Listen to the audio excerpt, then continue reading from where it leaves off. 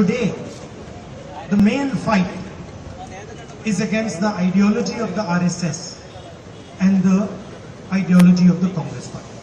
ഇന്ന് ഈ രാജ്യത്ത് നടന്നുകൊണ്ടിരിക്കുന്ന ഏറ്റവും വലിയ പോരാട്ടം എന്ന് പറയുന്നത് RSSന്റെ പ്രത്യയശാസ്ത്രവും ഇന്ത്യൻ നാഷണൽ കോൺഗ്രസിന്റെ പ്രത്യയശാസ്ത്രവും തമ്മിലുള്ള പോരാട്ടമാണ്. And I want to explain a little bit about how I see this fight. ഈ പോരാട്ടത്തെ ഞാൻ എങ്ങനെയാണ് കാണുന്നത് എന്ന് നിങ്ങളോട് ഞാൻ അല്പം വിശദീകരിക്കാൻ ആഗ്രഹിക്കുന്നു.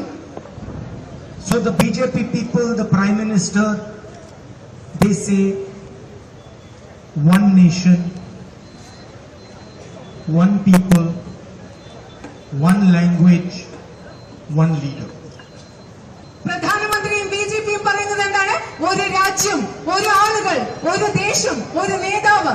ഇതാണ് ബിജെപിയും അവരുടെ രാഷ്ട്രീയ പാർട്ടിയും പറഞ്ഞുകൊണ്ടിരിക്കുന്ന പ്രധാനമന്ത്രിയും. And this is a fundamental misunderstanding of our country.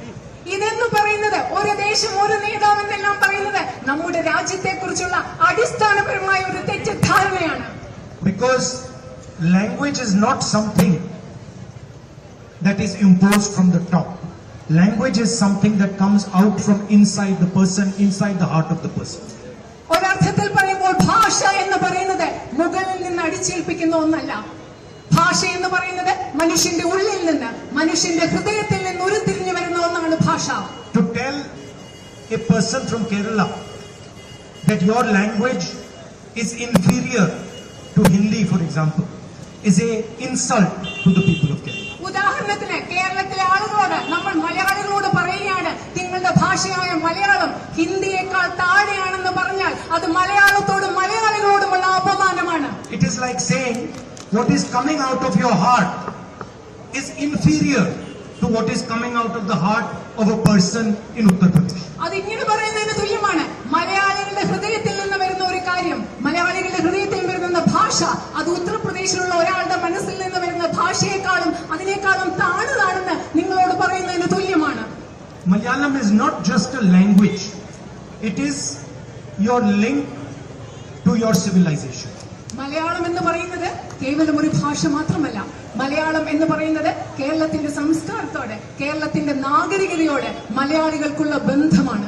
When a child is taught Malayalam, he is not just being taught how to speak. He is being taught the history of Kerala, the culture of Kerala, the affection, the respect of Kerala. That's what he is being taught.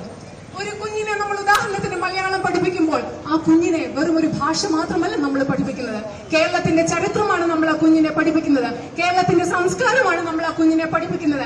മറ്റുള്ളവരോട് കേരളത്തിലുള്ള ബഹുമാനവും സ്നേഹവുമാണ് മലയാള ഭാഷ പഠിപ്പിക്കുന്നതിലൂടെ നമ്മുടെ കുഞ്ഞുങ്ങളെ നമ്മൾ പഠിപ്പിക്കുന്നത്. So he is not just being taught how to speak.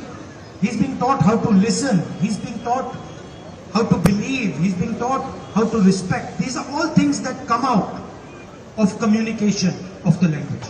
ഒരു കുഞ്ഞിനെ നമ്മൾ മലയാളം പഠിപ്പിക്കുമ്പോൾ ആ ഭാഷ സംസ്കരിക്കാൻ മാത്രമല്ല നമ്മൾ പഠിപ്പിക്കുന്നത്. ആ കുഞ്ഞിനെ കേൾക്കാൻ നമ്മൾ പഠിപ്പിക്കുകയാണ്. ആ കുഞ്ഞിനെ ബഹുമാനിക്കാൻ നമ്മൾ പഠിപ്പിക്കുകയാണ്. ഭാഷയിലൂടെ ആശയവിനിമയം മാത്രമല്ല, മറ്റുള്ളവരെ ബഹുമാനിക്കൽ, മറ്റുള്ളവരെ കേൾക്കൽ, സംസ്കാരം പഠിക്കൽ, ഇതെല്ലാമാണ് ഭാഷയിലൂടെ നമ്മൾ പഠിപ്പിക്കുന്നത്. It is the same. It is the same for history. It is the same for culture. It is the same for religion. It is the same for language. These things emerge from inside a person.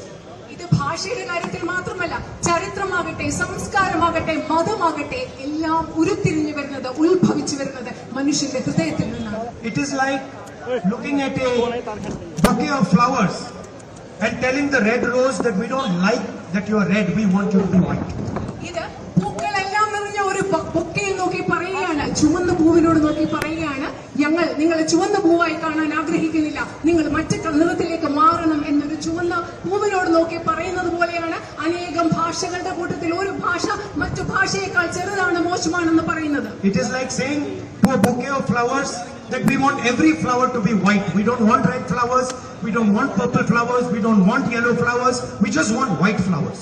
ഒരു ബൊക്കയെ നോക്കി പറയുകയാണ്, എല്ലാ പുഷ്പങ്ങളോടും പറയുകയാണ്, നിങ്ങൾ എല്ലാം വെള്ള കളറിലാകണം, ഞങ്ങൾക്ക് ചുവന്ന നിറം വേണ്ട, പച്ച നിറം വേണ്ട, എല്ലാ കളറുകളും വെള്ള കളറിലാകണം എന്ന ഒരു ബൊക്കയെ നോക്കി പറയുന്നത് പോലെയാണ് എല്ലാ ഭാഷകളും മാറ്റി ഒരേ ഭാഷ മാത്രം മതി എന്ന് പറയുന്നത്.